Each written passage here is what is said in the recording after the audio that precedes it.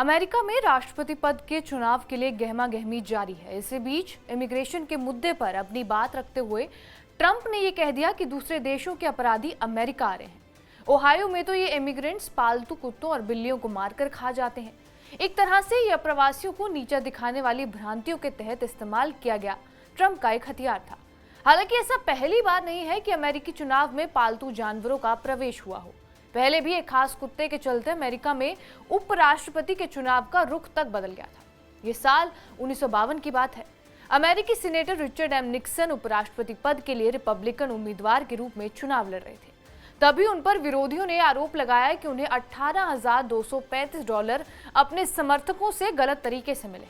इसका जवाब उन्होंने टीवी और रेडियो पर हुए अपने प्रसारण के दौरान दिया और अपने आर्थिक मामलों की चर्चा भी की।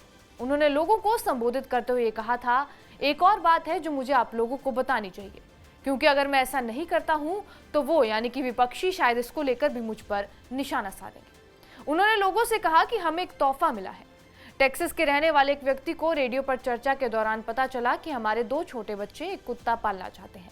आप लोग विश्वास करें या नहीं, हमारे इस प्रचार अभियान पर निकलने से एक दिन पहले ही हमें बाल्टीमोर के यूनियन स्टेशन से ये संदेश मिला कि वहां हमारे लिए एक पैकेज आया है। हम वहां इसे लेने चले गए। ये एक छोटा सा कॉकर स्पेनियल डॉग था जिसे एक क्रेट में रख उस व्यक्ति ने टेक्सास से भेजा था। ब्लैक एंड व्हाइट स्पॉट वाले इस कुत्ते को हमारी 6 साल की बेटी त्रिशा ने नाम दिया चेकर्स। और आप लोग तो जानते ही हैं कि छोटे बच्चे कुत्ते से कितना प्यार करते हैं। और मैं ये भी कहना चाहता हूं कि वो यानी कि विपक्षी कुछ भी कहे, हम इसे अपने पास रखने जा रहे हैं। इसके साथ ही चेकर्स रिचर्ड एम निक्सन के लिए एक राजनीतिक संपत्ति बन गया। इसके अलावा लोगों के मन में उनके प्रति सहानुभूति बनी और निक्सन चुनाव तक जीत गए। निक्सन ही नहीं, अमेरिकी राष्ट्रपति रहे रूजवेल्ट के स्कॉटिश कुत्ते फाला की भी अमेरिकी राष्ट्रपति के चुनाव में खूब चर्चा होती रही थी। राष्ट्रपति रूजवेल्ट का पालतू कुत्ता फाला की राजनीति में एंट्री साल 1944 में हुई, जब रिपब्लिकन पार्टी के लोगों ने आरोप लगाया कि इसके परिवहन के लिए रूजवेल्ट ने डिस्ट्रॉयर का गलत इस्तेमाल किया है। अमेरिकी राष्ट्रपति ने तब भी विपक्ष को यह जवाब दिया कि अपने चौथे कार्यकाल के लिए प्रचार के दौरान उन्होंने एक भाषण में कहा कि रिपब्लिकन नेताओं के पास मुझ पर या मेरी पत्नी पर या बेटे पर हमला करने के लिए कुछ भी नहीं है। अब वो मेरे छोटे से कुत्ते फाला को इसमें शामिल कर रहे हैं। हालांकि मैं या मेरा परिवार इस हमले का जवाब नहीं दे रहे, पर लेकिन फाला उन पर हमला कर रहा है। आप जानते ही हैं कि फाला स्कॉटिश है और जब उसे ये पता चला कि रिपब्लिकन फिक्शन राइटर्स ने इस बारे में एक कहानी गढ़ी है, मैंने उसे एक आइलैंड पर छोड़ दिया था और टैक्स पेयर्स के पैसे पर उसे वापस लाने के लिए डिस्ट्रॉयर भेजा था। तब उसकी आत्मा नाराज हो गई।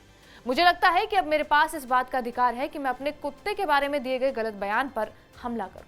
इसी तरह अमेरिकी चुनावों में पालतू जानवरों को लेकर खासकर कुत्तों का दबदबा हमेशा से ही बना दिखाई देता है और अब लड़ाई कमला हैरिस और ट्रंप के बीच में होने वाली है।